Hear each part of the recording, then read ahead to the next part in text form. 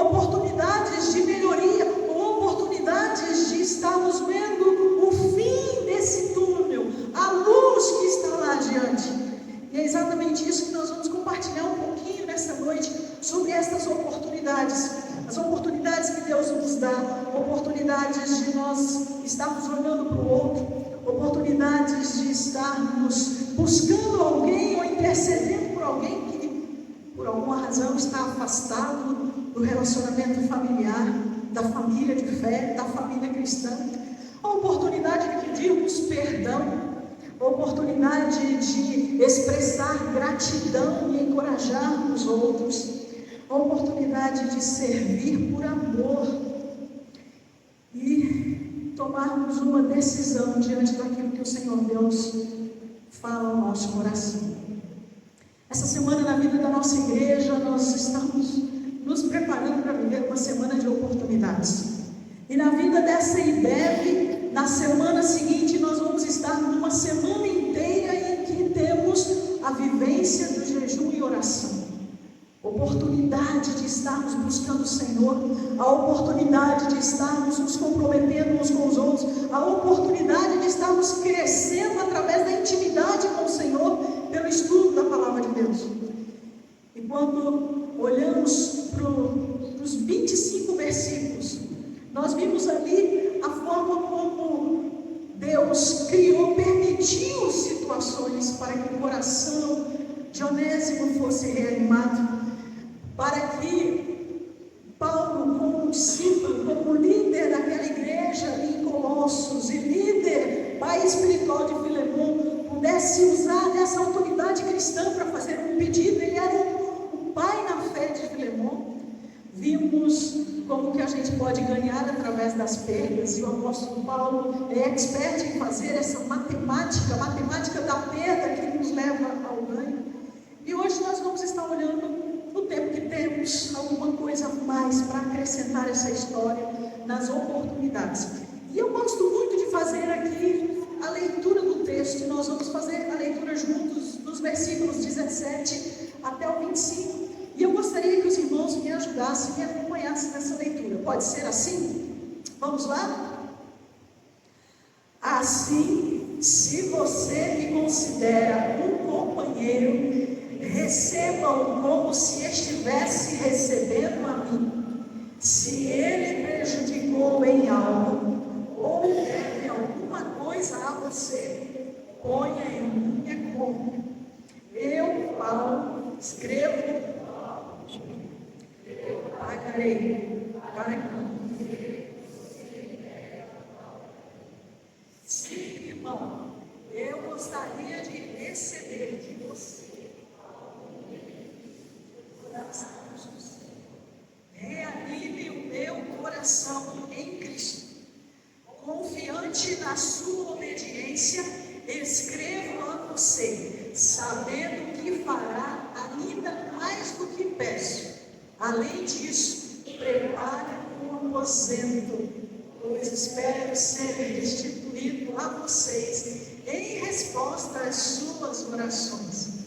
Epáfras, meu companheiro de prisão, por causa de Cristo Jesus, envia saudações, assim como Marcos, Aristarco, Demas e Lucas, meus cooperadores. A graça do Senhor Jesus Cristo seja com o espírito de vocês. Amém? Irmãos, verdadeiramente há determinados textos da palavra do Senhor que eles nos fazem entender que o Senhor Deus quer nos ensinar lições que vão além do entendimento humano. Essa carta em especial, e especialmente esses versículos que nós lemos aqui, me fazem crer nisso. Essa carta foi escrita na prisão. E da prisão, o apóstolo está dizendo a esses irmãos que vão receber essa carta, em especial a Filemon.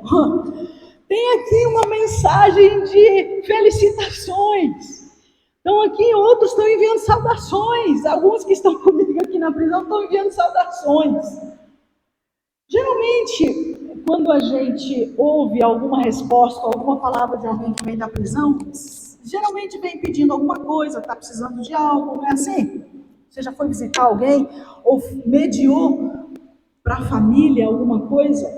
Geralmente é isso, olha, estou precisando disso, daquilo outro, pede que venham me ver, ou que, enfim. E nessa carta em específico do apóstolo Paulo a Filemão, ele está dizendo, olha, tem aqui meus companheiros de prisão. Olha que bonitinho, que legal isso aqui. Às vezes, nós estamos dentro daquele turbilhão de situações que nos trazem tristeza, que nos trazem dor, e a gente não consegue olhar os companheiros que estão conosco. A gente não consegue olhar, provavelmente, a alegria de ter mais gente conosco, não estarmos sozinhos naquela situação. Ou mesmo que a condenação, ou o fato de estar na prisão tenha sido por causa do Evangelho de Cristo Jesus, tem outros que estão juntos, até pela oportunidade e o privilégio de ouvir da boca de quem está lá por causa do Evangelho, a verdade da palavra de Deus. Arrumei agora. Por outro lado, quando há oportunidade de ministrar a palavra de Deus para aqueles que estão afastados, olhamos lá para a cruz. O que aconteceu com Jesus Cristo quando ele estava na cruz? Ele aproveita aquela oportunidade para confrontar os dois ladrões que ali estavam, porque mereciam estar na cruz. No entanto, ainda estando na cruz, somente um deles reconheceu que precisa do socorro de Deus. Uma lição que nós podemos entender aqui é que não é pelo fato de estarmos passando pela dificuldade ou pela adversidade que nós vamos reconhecer o socorro que vem do Senhor, ou que nós vamos reconhecer que realmente Ele é aquele que pode nos dar luz, alívio, consolo ou resposta para aquela luta que estamos vivendo. A oportunidade de ministrar àqueles que estão distantes do Senhor é para aquele cristão que está atento a essas oportunidades, apesar dele ou apesar das circunstâncias. É para aquele cristão que está conectado com o Senhor. É para aquela pessoa que quer ser usada em todos os momentos. De repente, você vai sair desta hora de culto tão gostoso que eu não gostaria que terminasse. Você vai para casa.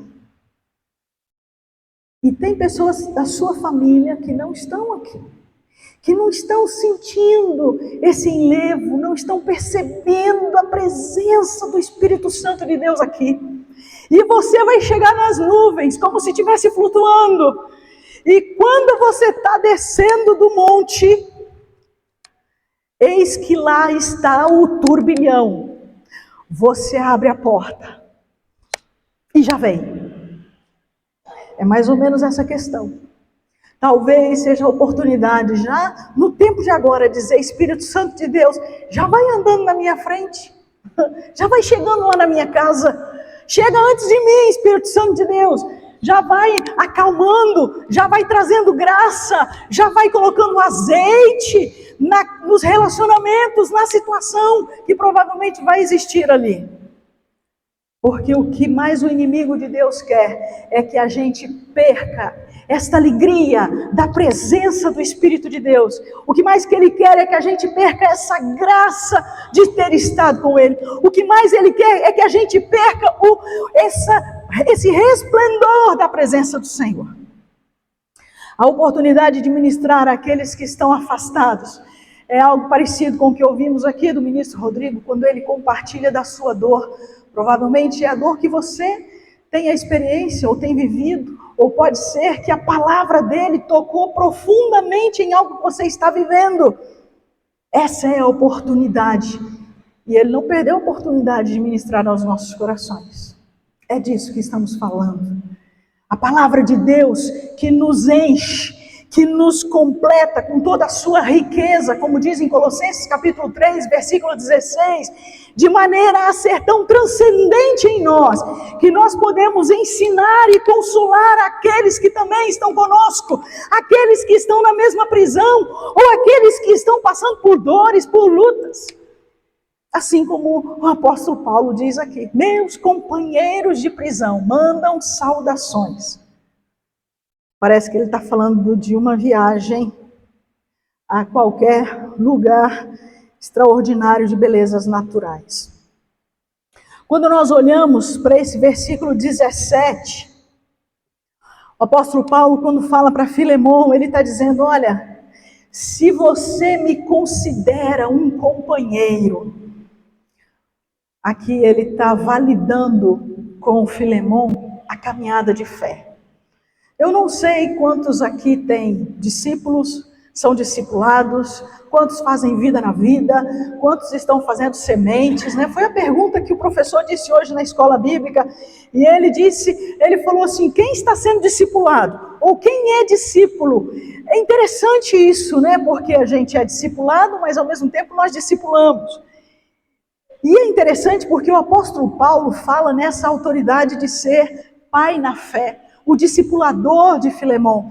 E ele está dizendo, Filemão, lembrando de tudo aquilo que nós passamos, lembrando daquilo que nós vivemos debruçados na palavra, lembrando daqueles textos bíblicos que nós compartilhamos juntos, lembrando do crescimento da igreja de Colossos que você viveu junto comigo.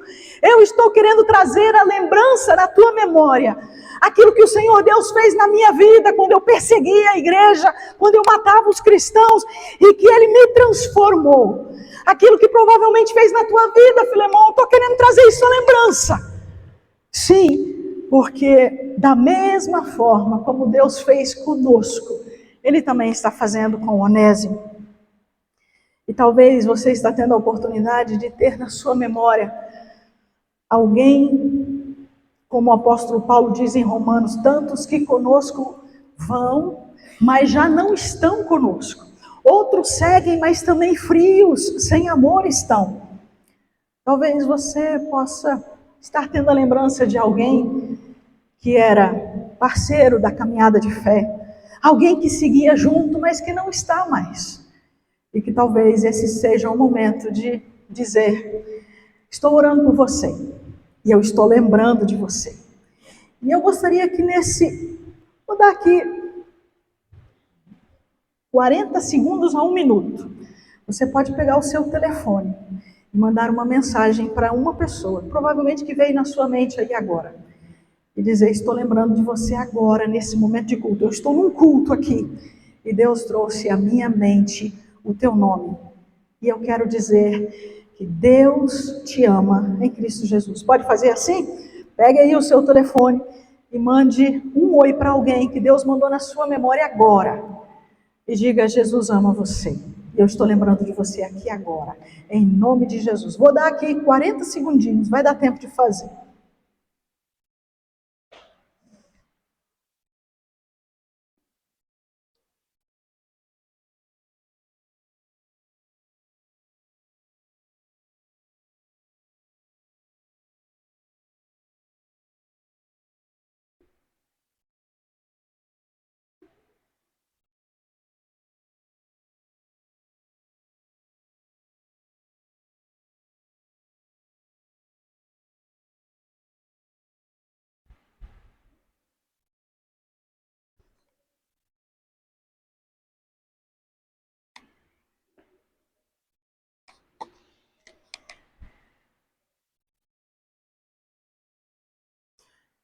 Opa, alguns telefones aí já apitaram.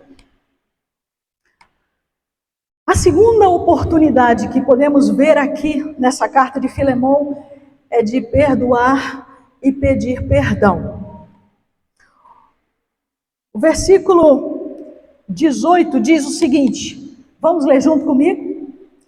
Se ele o prejudicou em algo ou lhe deve alguma coisa, ponha em minha conta. Essa é a hora da gente pôr a mão no bolso no discipulado, hein? Se você está caminhando com alguém, vai chegar um momento que você vai precisar ir um pouquinho além de simplesmente caminhar com a Bíblia na mão. A Bíblia nos desafia a ir mais além, talvez uma cesta básica, talvez ajudar a pintar a casa, trocar o telhado, talvez dormir uma noite no hospital, talvez ajudar dando um banho, enfim, alguma coisa a mais do que simplesmente abrir a palavra de Deus e ler o texto. E o apóstolo Paulo está dizendo, olha só, Põe na minha conta. Põe na minha conta. Você já fez isso? Mas eu quero ir mais adiante, porque quando nós oramos na oração do Pai Nosso, em Mateus capítulo 6, versículo 9, versículo 13, o texto diz o quê? Juntos comigo? Vocês devem orar assim: Pai nosso que estás nos céus, santificado seja o teu nome, venha o teu reino, seja feita assim um pouquinho mais de força. Dá-nos hoje o pão nosso de cada dia. Perdoa as nossas, nós perdoado aqueles que nos ofendem.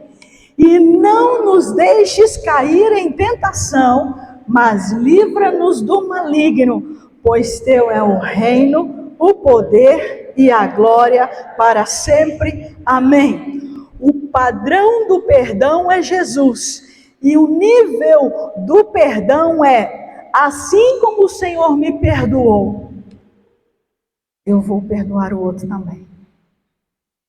A quem muito é perdoado, muito também vive a experiência de perdoar.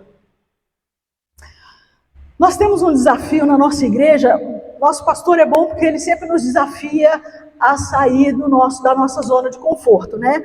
E ele está nos orientando, nos desafiando a duas leituras. A gente está terminando o livro de Filemão. E dois livros que ele nos desafia, um deles é O Poder Restaurador do Perdão, de George Foster. E o segundo, As 5 Linguagens do Perdão. Já li o segundo, muito bom, e nos confronta a sair da nossa zona de conforto. E às vezes a gente está tão bloqueado na nossa mágoa, naquilo que nos defraudaram, que a gente não consegue entender esse desafio e esse propósito do perdão de Deus. O pastor João Falcão Sobrinho fala a respeito do perdão dizendo o seguinte: o perdão alivia e elimina a dor da ofensa, ao contrário da vingança que a revive e a agrava. A vingança nivela o agredido ao agressor. Quem busca vingança está no mesmo nível de igualdade daquele que agrediu. O perdão nivela o homem a Deus, porque da mesma forma que o Senhor se deu, então estamos nos colocando nessa condição de perdoar. A escolha é sua. E eu acabei aprendendo num estudo na genética, tem um entendimento de que quando os cientistas vão fazer uma molécula e vão criar uma molécula, eles precisam colocar uma quantidade de átomos.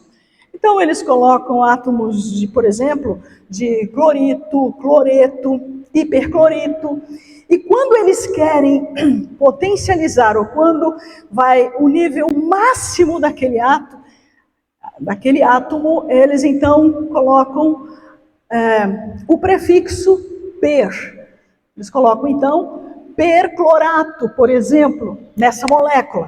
O que significa dizer que na organização daquela molécula não cabe mais o átomo de clorato, porque perclorato foi colocado no máximo. Se ultrapassar isso, aquela molécula vai colapsar, vai explodir. A diferença entre o perdão e o orgulho, por exemplo, é que o perdão, ele doa. O exemplo do perdão é Jesus. O orgulho, ele pede, ele quer. Então eu não consigo perdoar porque eu fui magoada, eu fui ofendida, e tem uma lista de coisas para justificar a minha falta de perdão. Só que quando a gente olha para a dimensão do amor de Deus ao nos perdoar, ali nós encontramos que se o amor de Deus é doar, e eu acrescento o prefixo per no amor, então eu tenho o máximo de amor em perdoar. Quando eu quero viver esse amor na dimensão máxima de Deus, então eu perdoo. e deixo Deus fazer o resto.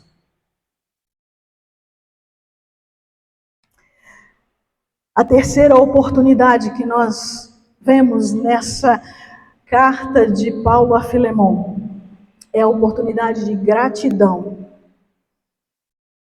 No seu coração você tem esse exercício de ser grato, de agradecer, de celebrar, de louvar. Vamos ler juntos o versículo 19 de Filemon? Eu, Paulo, escrevo de próprio punho, eu pagarei, para não dizer que você me deve a própria vida. Interessante o que Paulo está querendo dizer aqui. Ô Filemon, a gente tem uma caminhada, uma jornada. Eu investi minha vida na sua. Então eu estou intercedendo por Onésimo, colocando a minha vida como garantia. Romanos capítulo 13, versículo 8 diz que, vamos ler juntos? Não devam nada a ninguém, a não ser o amor de uns pelos outros. Quando nós amamos, nós fazemos sem saber se vamos ter retribuição. A palavra de Deus nos ensina em Mateus capítulo 6 que se vamos fazer algo a alguém, é melhor fazermos com aquele que não pode nos retribuir, nos restituir. Por quê? Porque quando a gente faz com aquele que pode nos restituir, a gente fica esperando a volta, a gente fica esperando o retorno. Mas quando a gente faz por amor, para servir a alguém, sem esperar em troca, ou aquela pessoa não podendo nos restituir ou retribuir, então estamos fazendo nesse nível máximo do amor de Deus, seja o que for.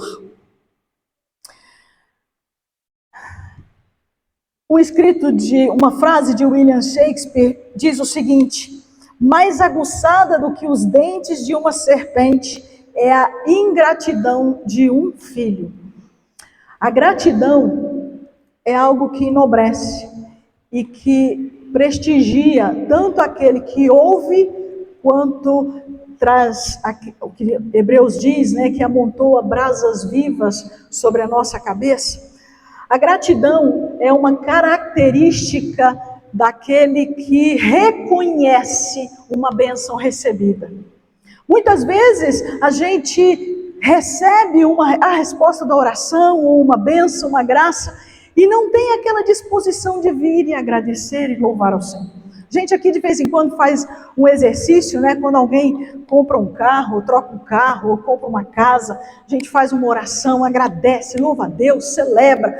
Mas isso é uma constante em todo e qualquer momento, porque quando nós recebemos a bênção do Senhor, seja no emprego, no trabalho, um aumento de salário, são bênçãos de Deus na nossa vida. E a gratidão, ela vem lá desde dentro de casa. Por exemplo, quando o pai ou a mãe faz alguma coisa, que legal quando o filho chega e diz: mãe, obrigada por esse almoço. Que delícia de almoço. Mãe, obrigado porque você arrumou meu guarda-roupa, arrumou minha cama. Mãe, obrigado porque você lavou minha roupa. Pai, obrigado porque você está pagando minha escola, você pagou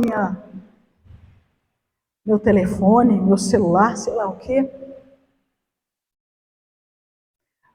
Pai, obrigado porque você existe na minha vida. Às vezes, a gente diz assim: que nada, não precisa agradecer, não. Só ter você é um presente. Não diga isso. Porque o exercício da gratidão é um exercício que vai fortalecer o coração daquele filho. E nós não somos presentes na vida de ninguém, eu sou ser humano. O presente é aquilo que é palpável. Nós somos bênçãos, nós somos parceiros, nós somos companheiros, nós somos família, sangue do mesmo sangue, mas não presente. Presente é aquilo que a gente compra, oferece, dá. Presente é aquele buquê, aquele ramalhete, aquela flor, aquele travesseiro que a gente faz aquela capa bonita e dá. Presente é aquele almoço especial que o filho, com todo jeito, mau jeito, faz para a mãe no dia das mães. Isso é presente. Quando a gente faz com um determinado esforço. E a gratidão é a capacidade que só alguém que tem um coração voltado ao outro consegue, com palavras, de dizer: eu quero agradecer pela tua vida na minha vida. Eu quero agradecer pela família. Eu quero agradecer pelo salário que tenho. Porque reclamar é muito fácil. Porque o outro, quando celebra um aumento de salário, eu já fico aqui murmurando, porque eu não fui prestigiado com aquele aumento. O meu salário, então, eu começo a olhar e parece que ele é menor do que antes. De repente eu olho para a família do outro, da minha colega, do meu colega, tanto do colégio ou da faculdade, eu acho linda aquela família, e começo a comparar aquela família com a minha, e ao invés de agradecer a Deus pela família que tenho, eu começo a desejar aquela família. A oportunidade de gratidão, mesmo que indo à prisão, é uma das bênçãos extraordinárias, uma das qualidades mais extraordinárias do ser humano. Aliás, é uma das características do fruto do Espírito. Gentileza, amabilidade, lá estão nas características do fruto do Espírito. Só o cristão revestido do Espírito Santo é capacitado pelo Espírito de Deus a ser grato. Era o que está acontecendo aqui nesse texto do apóstolo Paulo. Os meus colegas de prisão mandam saudações. Qual foi a última vez que você agradeceu a alguém? Pense nisso. Talvez a gente precisa ser um pouco mais grato, ao invés de reclamarmos. Por fim, a oportunidade de servir por amor. Vamos ler juntos o versículo 20, eu já estou chegando ao final. Vamos ler juntos? Sim, irmão, eu gostaria de receber de você algum benefício por estarmos no Senhor. Reanime o meu coração em Cristo. E na sequência, 1 Coríntios 10, 31. Assim, quer vocês comam, quer bebam, façam qualquer outra coisa, façam tudo para a glória de Deus. E eu concluo essa sequência de versículos com o versículo 21 de Filemon. Escrevo-lhe certo de que você me obedecerá, sabendo que fará ainda mais do que peço. Algumas características desses textos que nós lemos e eu quero destacar. Primeira, o discipulador conhece o seu discípulo. E Paulo sabia que Filemon ouviria.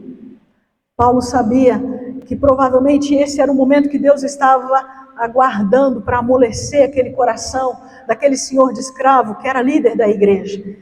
Provavelmente, na oração do apóstolo Paulo, ele vinha dizendo: Senhor, quebrante o coração deste homem, para que ele seja relevante nessa sociedade, nessa comunidade, a fim de, através dele, quem sabe, começarmos um movimento de libertação desses que servem ainda como escravos. Segundo, tudo o que fizermos, guarde isso no teu coração, tudo deve ser para a glória e honra do nome de Deus.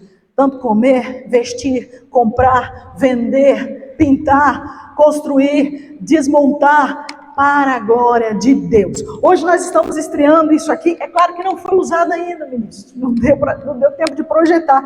É a primeira vez que a gente está usando esse negócio aqui. Domingo que vem ele vai funcionar melhor. Mas isso aqui foi alguém que doou. Doou o quê? Doou o tempo para fazer isso aqui. A gente tem lá algumas telas lá na igreja e tal, né? Isso aqui é para a gente que está aqui não ter que olhar para trás para ler. Vai ser projetado aqui, olha que legal, que bênção.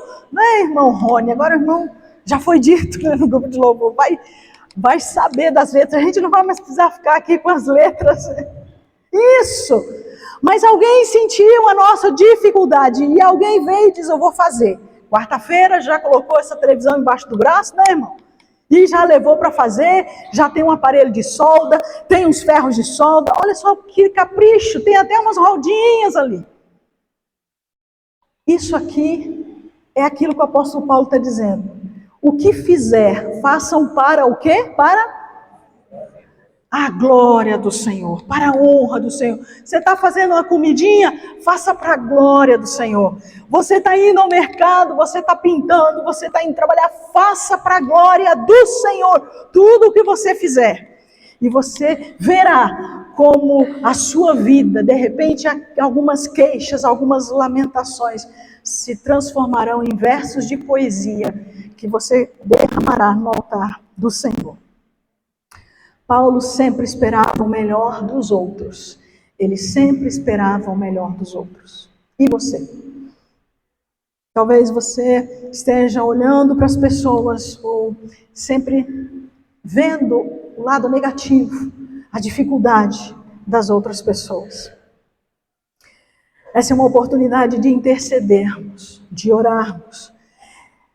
Essa é a oportunidade de estarmos buscando diante de Deus, colocar pessoas que nós gostaríamos de estar compartilhando a verdade da palavra do Senhor.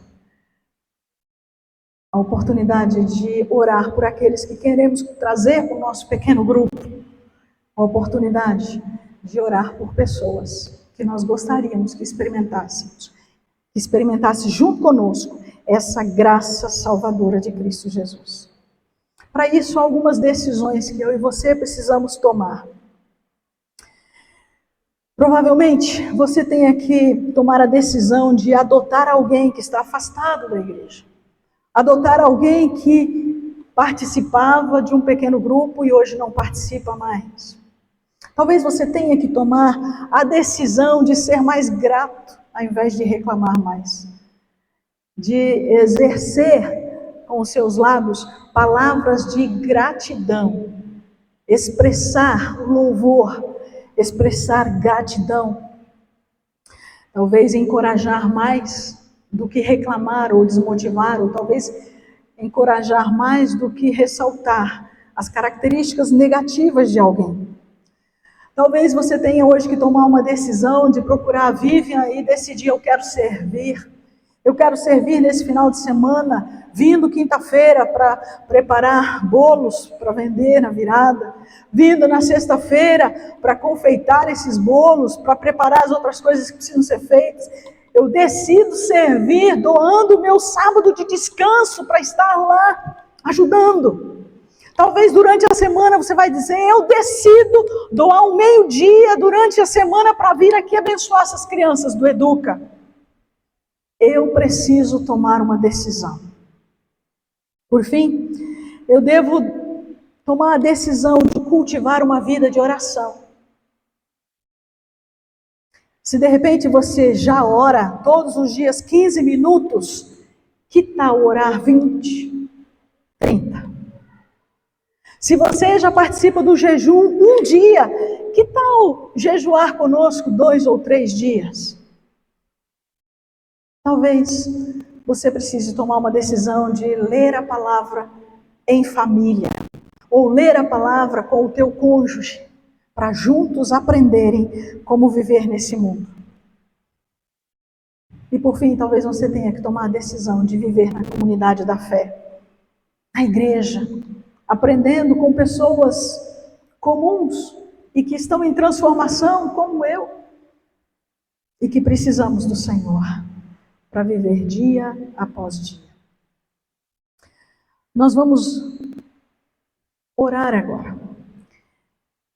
E depois, enquanto estivermos cantando, se você está tomando essa decisão, a decisão de cultivar mais tempo em oração, a decisão de estar investindo na vida de alguém que estava junto, mas que agora não está mais e que está afastado, ou a decisão de ter palavras de gratidão e encorajamento, talvez a decisão de servir por amor. Então eu gostaria de convidar você a vir aqui à frente, enquanto nós cantamos, enquanto nós adoramos ao Senhor, e nós vamos orar juntos. Assentados ainda como estamos, eu quero orar pela tua vida. Depois nós vamos nos levantar e nós vamos cantar ao Senhor. Que o Senhor venha sobre nós, que Ele venha sobre a tua vida